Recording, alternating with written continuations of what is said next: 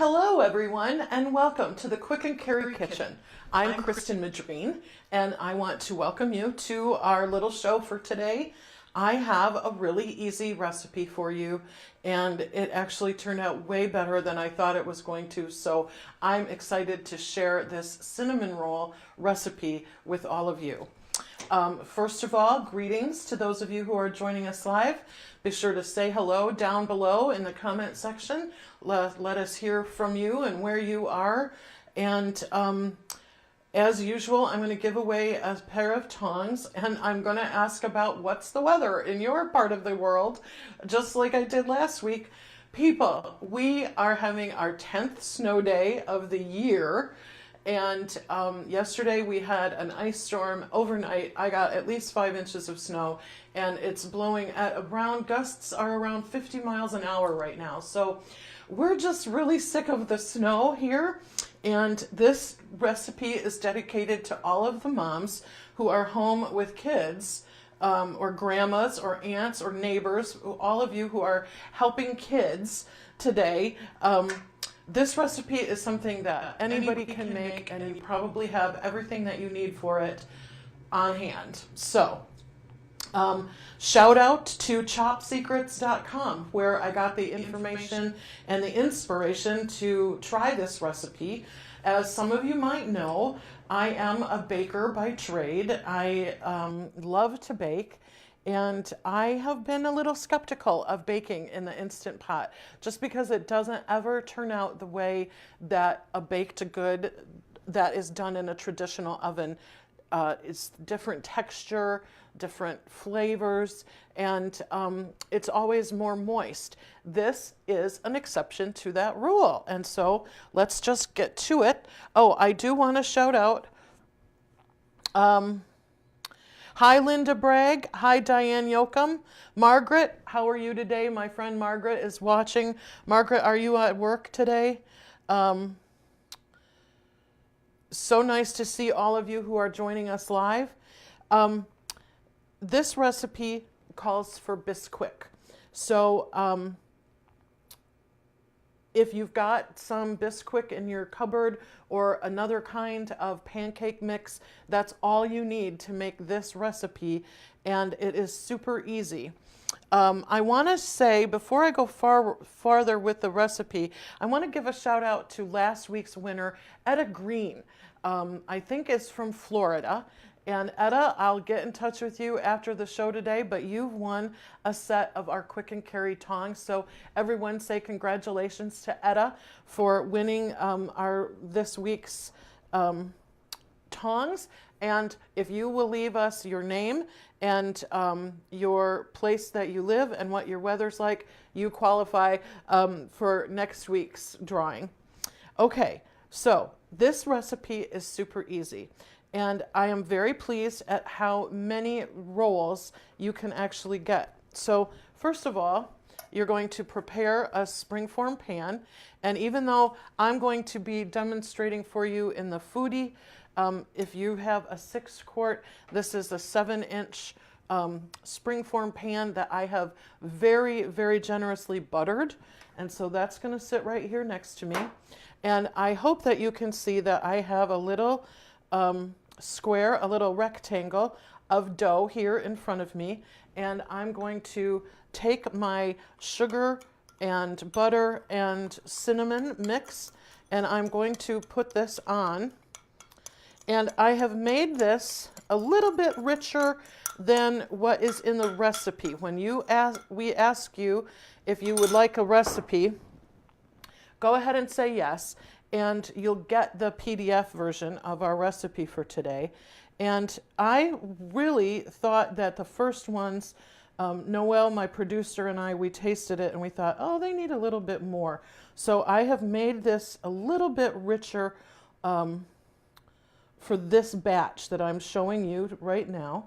And I have also made this, the rectangle of dough have wells so that it's going down but not spreading out of the dough.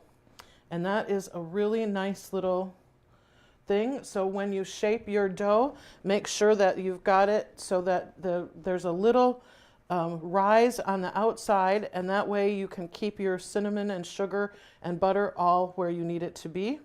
And then you're just going to take it and roll it up like this. And it's really easy dough to work with. This is 2 cups of Bisquick, a tablespoon of sugar, and about a half a cup, although I had to use a little bit more.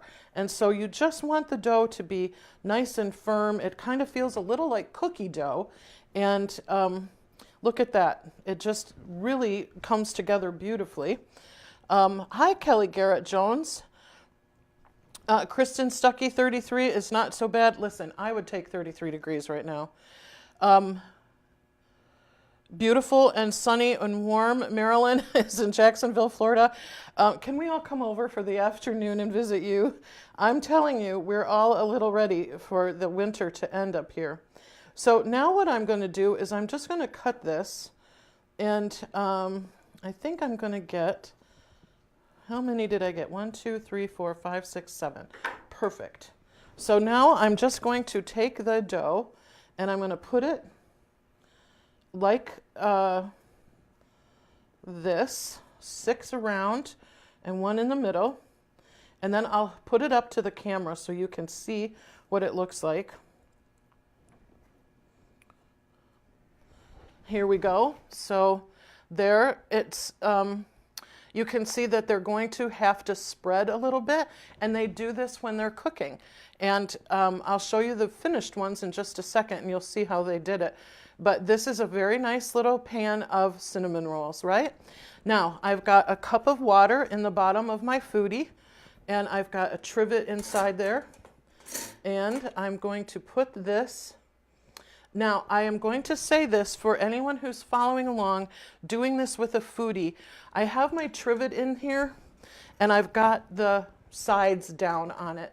And that's because when we put this down to broil it, you have to have your trivet sides down. So just start with your trivet sides down and you'll be fine.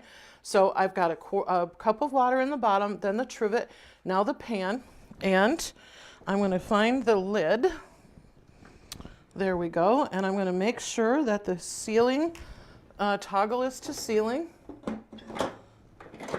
And then I'm going to set this to 12 minutes.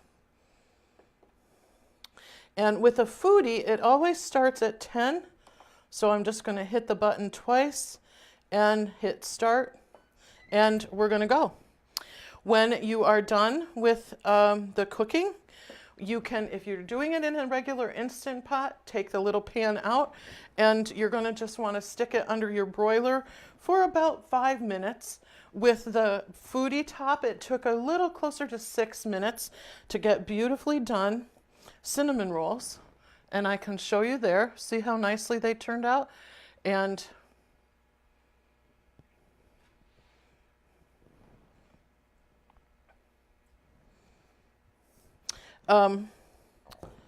now I'm going to dress them with a little bit of powdered sugar, vanilla, and milk. And these are not hot, so they're going to not absorb the icing. And that is up to you how you want to serve yours, but I like mine with plenty of the icing on top. So now I'm going to show you those, and we're good to go. So like I said, this is a super easy recipe. It is something that you can do with kids who are home from school, or if you needed something quick to make for brunch tomorrow, this is a great little recipe for that. So 2 cups of Bisquick, a tablespoon of sugar, and a half a cup of milk is just all you need to make the actual dough.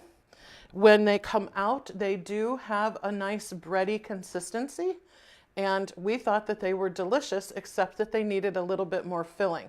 So this time I've upped the amount of filling, which is melted butter, brown sugar, and cinnamon.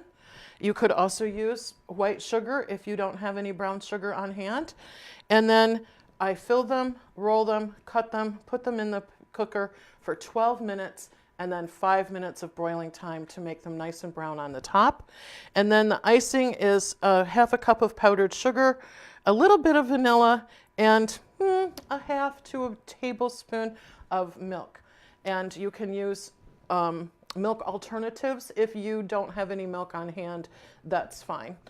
Here in northern Michigan, you're not going to run out to the store to get anything right now. So whatever you have on hand and works for you is good. Let's see whoever else is with us today. Mickey Walton, I see your name popping up. How are you today? Thanks for joining us.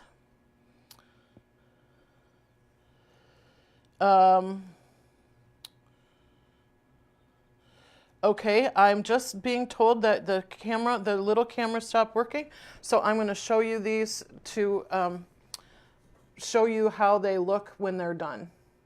And they are nice and brown, and they're really delicious. And I'm very pleased that with something out of Bisquick, you can make a quick, easy cinnamon roll, and they're going to be so delicious. So, sorry for the technical glitch, everyone. I didn't know that we were without our top camera until just now. But anyway, that's what happens when you have a live show. Every now and then something just happens and you have to be able to roll with it. So, if you want the recipe, when we ask you, just say yes, and we'll send you the recipe for this. As usual, we love your comments down below, questions, concerns, any ideas for next week's show. What would you like us to cook for you next week?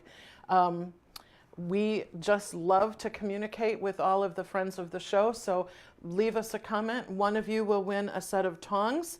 And as Julia Child used to say, bon appetit.